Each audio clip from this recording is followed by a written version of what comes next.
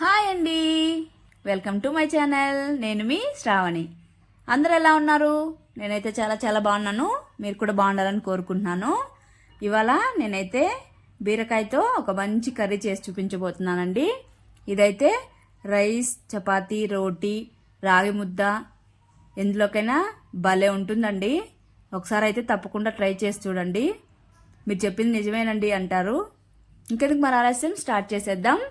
ముందుగా బీరకాయలు తీసుకొని పైనంతా చెక్కు తీసుకొని ఇలాగా సన్న ముక్కలుగా కట్ చేసుకోవాలి. మరీ పెద్దవి కాకుండా ఇలా ఈ సైజులో అయితే సరిపోతుంది.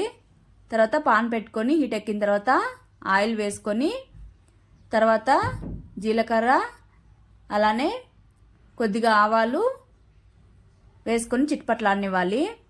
తర్వాత కొద్దిగా కరివేపాకు అలానే సన్నగా కట్ చేసుకున్నటువంటి ఆనియన్స్ కూడా వేసుకొని మంచిగా ఒకసారి మిక్స్ చేసుకొని బ్రౌన్ కలర్ వచ్చే వరకు కుక్ చేసుకోవాలి. ఆనియన్స్ కుక్ అయిన తర్వాత ఇందులోకి సన్నగా కట్ చేసుకున్నటువంటి ఒక పెద్ద టమోటో తీసుకొని వేసుకున్నాను. ఈ టమోటో కొద్దిగా గుజ్జుగా అయ్యే వరకు కుక్ చేసుకుంటే బాగుంటుంది.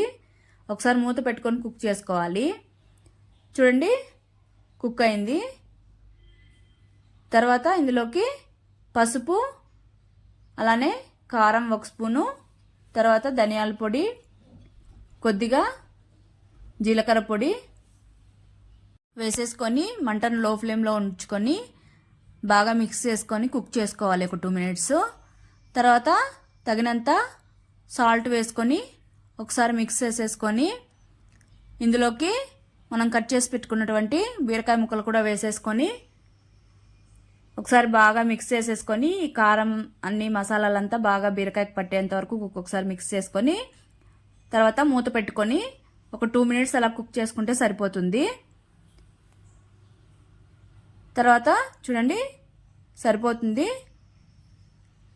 కుక్ అయిన తర్వాత ఇందులోకి ఒక 2 to 3 గ్లాసెస్ వాటర్ వేసుకోవాలి. వాటర్ వేసుకొని ఒకసారి బాగా మిక్స్ చేసేసుకొని మూత పెట్టుకొని కుక్ చేసుకోవాలి. తర్వాత ఒక మిక్సీ జార్ తీసుకొని అందులోకి ఎండు కొబ్బరి ముక్కలు కొద్దిగా, తర్వాత ఒక గుప్పెడు పల్లీలు వేయించుకున్నటువంటివి వేసుకొని ఫస్ట్ పౌడర్గా చేసుకోవాలి.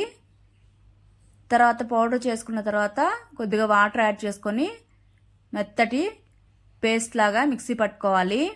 ఒకేసారి వాటర్ అన్నీ వేయడం వల్ల కొబ్బరి ముక్కలు అనేవి మంచిగా మిక్స్ అవ్వవు. తర్వాత ఇక్కడ కర్రీ కూడా కుక్ అయిపోయింది. ఇదైతే ప్రాసెస్ కూడా తొందరగా అయిపోతుందండి. టేస్ట్ కూడా భలే ఉంటుంది. ఒకసారి అయితే ట్రై చేశారంటే ఇంకా మరీ చేసుకోవాలనిపిస్తుంది. తర్వాత మనం మిక్సీ పట్టుకున్నటువంటి పేస్ట్ అంతా ఇందులోకి వేసేసుకోవాలి.